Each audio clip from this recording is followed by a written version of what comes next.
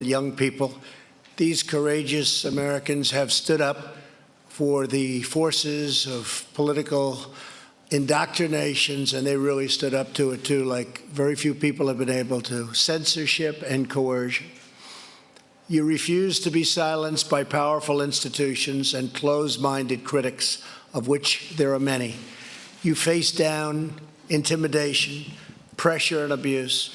You did it because you love your country and you believe in truth, justice, and freedom. And I want to thank you all, everybody in the room, including a lot of folks in the audience, Charlie, a lot of folks. You've fought bravely for your rights, and now you have a president who is also fighting for you. I'm with you all the way. Okay?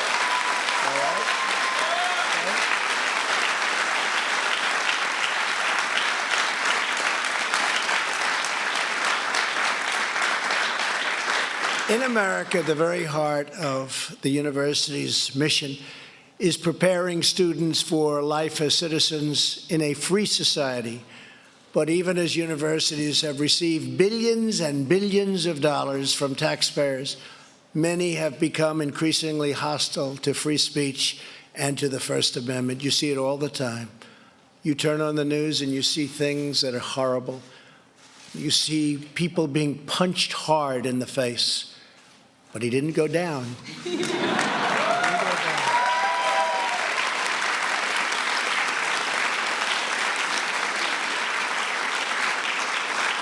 I said, you have a better chin than Muhammad Ali, and he had a... And you see the cowbell scene. You saw that horrible scene. That was a disgraceful thing at a school, at a university. Under the guise of speech codes and safe spaces and trigger warnings, these universities have tried to restrict free thought, impose total conformity, and shut down the voices of great young Americans like those here today. It's great people. All of that change is starting right now. We're dealing with billions and billions and billions of dollars.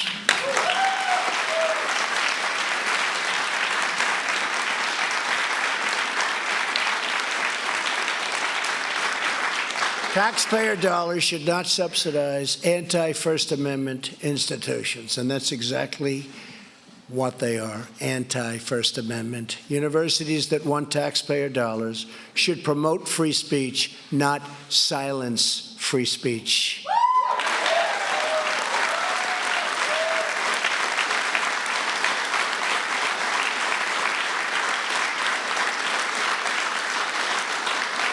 Today's groundbreaking action is the first in a series of steps we will take to defend students' rights. We are proudly joined by several young Americans who can speak directly about ideological intolerance on campus.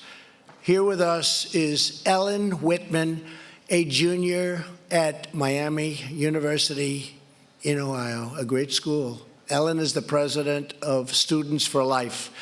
In 2017, Ellen planned an annual event to display small wooden crosses representing the lives of the unborn. School officials informed Ellen that she would be required to post signs all over campus providing a trigger warning to other students regarding her display. Ellen, please come up, say a few words, tell us your story, please.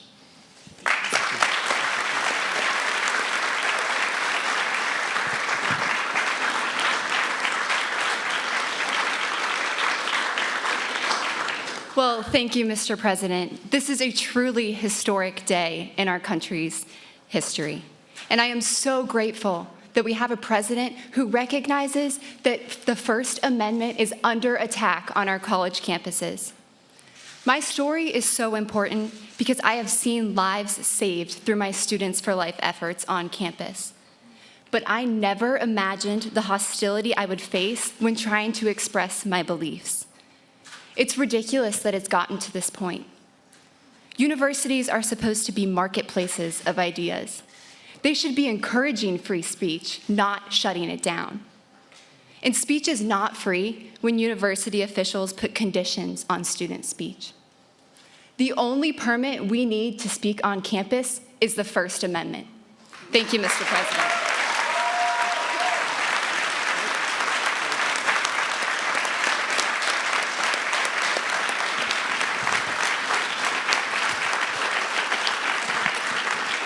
You watch, we will be witnessing today some great future political leaders. There's plenty of them in the room, not just up here, right? Out there too. We really appreciate it. That was beautiful. Thank you very much. We're also joined by Caitlin Mullen, a student at the University of Nebraska in Lincoln. While simply standing at a table to represent a conservative group on campus, Turning Point USA, which does such incredible work, and thank you very much, Charlie. That's true. Come on, we could give him a hand.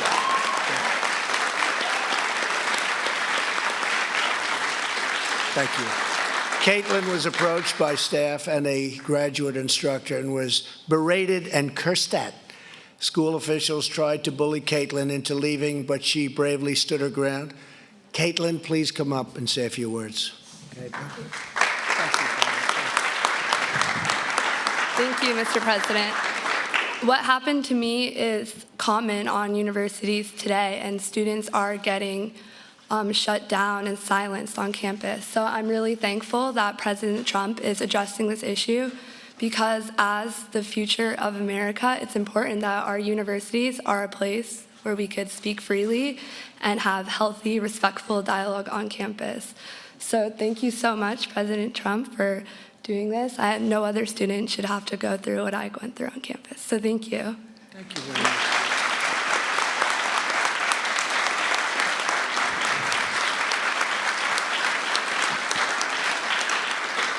Thank you, Caitlin. Beautiful. And I have to say that, you know, we have, in my opinion, we have more than they have. People don't realize that. You see what's going on. I just came back from Ohio. The streets were lined with people. I came back recently from Alabama, where they had that horrible tornado. It was terrible. But the people were lined, as far as the eye could see, lined up with people. And we're here. This is the White House. I'm the president. We're together. And hopefully we can bring everybody together. That's really what we want to do. They can have different views, and if they do have different views, we encourage that. But they have to let you speak. They have to let you speak. Also here with us today is Polly Olson, a student at Northeast Wisconsin Technical College. Last year, Polly was handing out homemade Valentine's Day cards with messages such as, "You are special and Jesus loves you." College officials stopped her and told her that she would be restricted to so-called free speech zone because some people might find her cards offensive. I don't. I love that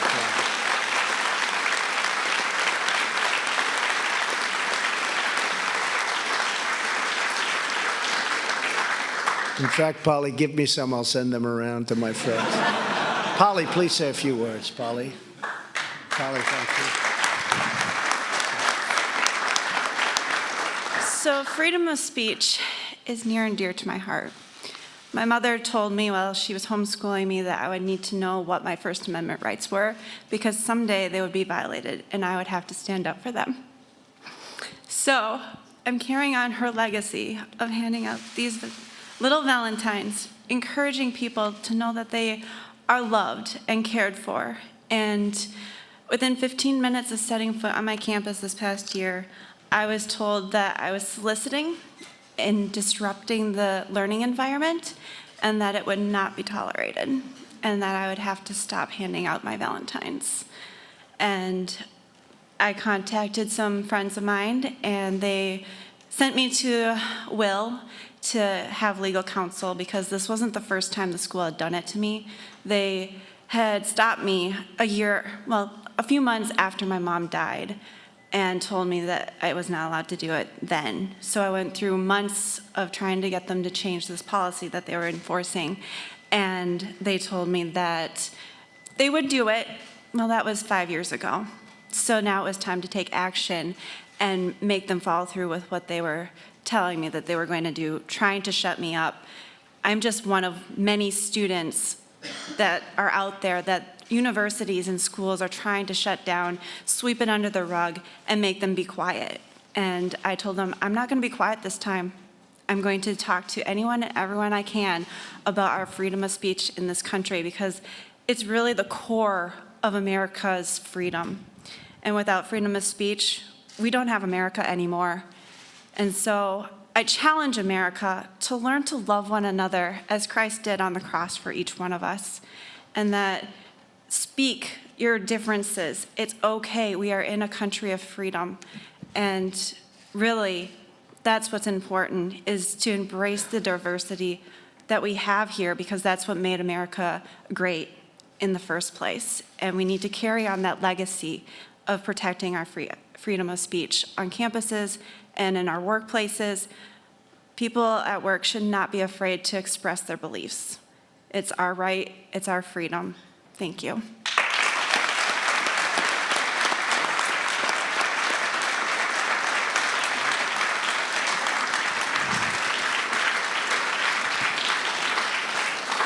So thank you all for your courage. Today we're delivering a clear message to the professors and power structures trying to suppress dissent and keep young Americans, and all Americans, not just young Americans, like Ellen and Caitlin and Polly, from challenging rigid far-left ideology. People who are confident in their beliefs do not censor others. We don't want to censor others. They welcome free, fair, and open debate, and that's what we're demanding. Under the policy I am announcing today, federal agencies will use their authority under various grant-making programs to ensure that public universities cherish the First Amendment and First Amendment rights of their students, or risk losing billions and billions of dollars of federal taxpayer dollars.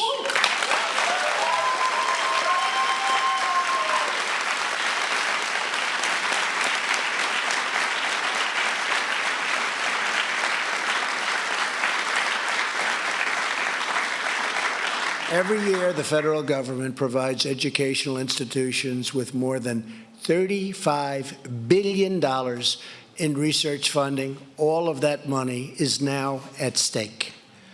That's a lot of money. They are going to not have to like your views a lot, right? We will not stand idly by and allow public institutions to violate their students' constitutional rights. If a college or university doesn't allow you to speak, we will not give them money. It's very simple.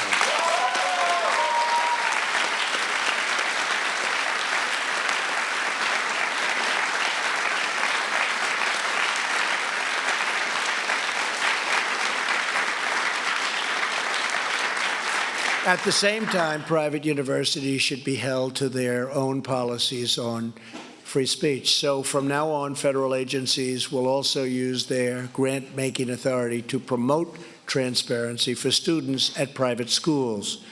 These colleges should not be able to promise free speech in theory and then impose restrictive speech codes in practice, which is what many of them do.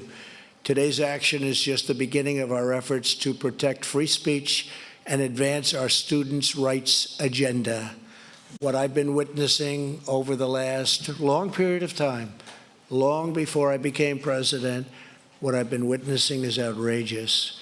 This order will also empower students with vital information about the value of the programs they take on and having to do with debt, student loan debt.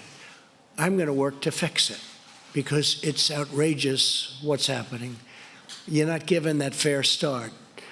You're too far down. It's not right, and we're going to work very, very hard to get it fixed. But we're going to start with 43 million people in the United States are currently working to pay off student loans, and we'll be talking about that very soon.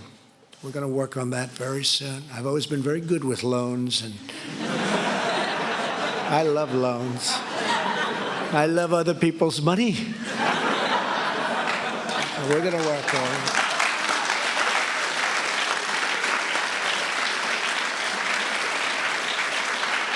Made a lot of money with those loans, and you're going to, too. You're going to do something that's going to be fair and good, but we're going to work with you very closely. The average student loan borrower owes roughly $35,000. That's a lot. And in many cases, much more than that. I've seen numbers that go over $200,000. You're behind the 8 ball before you start. And yet, typically, students who take loans do not have access to critical information about what career outcomes they can expect from their programs, majors, or fields of study. They borrow more money than they can ever expect to pay off or pay back. Many middle-class American families are getting ripped off, while tax-exempt colleges and large institutions, frankly, they take these tremendous endowments. You look at the money that they have, they're making a fortune. For that reason, I'm directing the Department of Education and the Department of the Treasury to publish detailed information on future earnings and loan repayment rates for every major and every program at every single school. It's very important.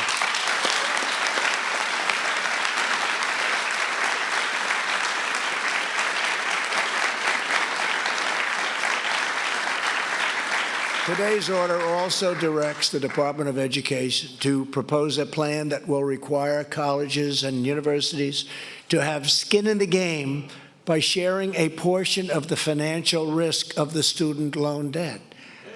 I believe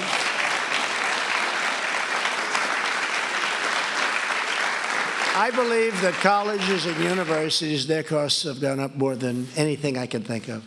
I've watched this. And you watch companies, and they'll keep it the same for years and years, and you watch these colleges and universities and certain institutions where it just goes right through the roof. And the reason, there's no incentive for them to watch costs. You see people at the heads of the institutions being paid a fortune. They don't care because the government loans the student the money. They pay the money to the college, and then the student graduates from college, maybe a very good college, but they graduate, or university, and they're stuck with $200,000 in loans that they won't be able to pay off for a long time.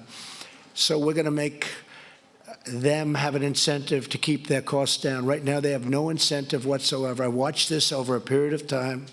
I figured it out very, very quickly. I'm good at that stuff, believe me.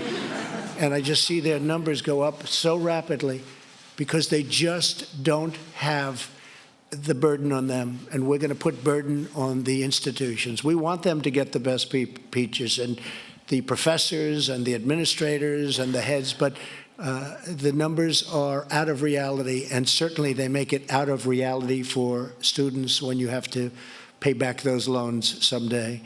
With today's action and every action to come, the Trump administration will fight for America's students. We're fighting very hard. And remember what I said, we're going to give the student loans where you have way, way over $1 trillion in student loans. We're going to start looking at that very seriously and help some of those students that are just mired in debt. We know that freedom must prevail on college campuses. That freedom is to prosper in America. It's so important. And we believe that greatness must be practiced in our halls of learning. If greatness is to thrive in our halls of government and our corridors of commerce, you're going to have great lives, but I want you to get off to a great start, not a start where you're behind a barricade that just doesn't let you succeed. And we're going to make it much easier for you, this administration, and we've worked very hard on it already. We'll be having some meetings, and we'll be having some very major discussions with some of the biggest colleges and universities, and we're going to have them shoulder some of the responsibility and some of the money that's necessary for you to use in order to get your education. To every student and young American here today, don't let anyone stop you from doing what you know is right, from asking questions, from challenging the powerful, or from speaking your mind. And that's the primary reason we're here right now. You're going to speak your mind. You're going to be fair, you're going to be reasonable, you're going to do it well, and you're going to speak your mind. Never, ever quit. Never give in, and never back down. Keep standing up for your values, for your classmates, and for your country. And you can be certain that every day of my presidency, we will always support your rights and your freedoms and your future. Thank you all for being here. This is a great honor for me. I've been watching this for too long. I've been watching things that are unwatchable. And I don't like it, but we're going to do something about it. See, we like to act as opposed to just watching and saying, oh, isn't that a shame? We don't say that. We don't say that.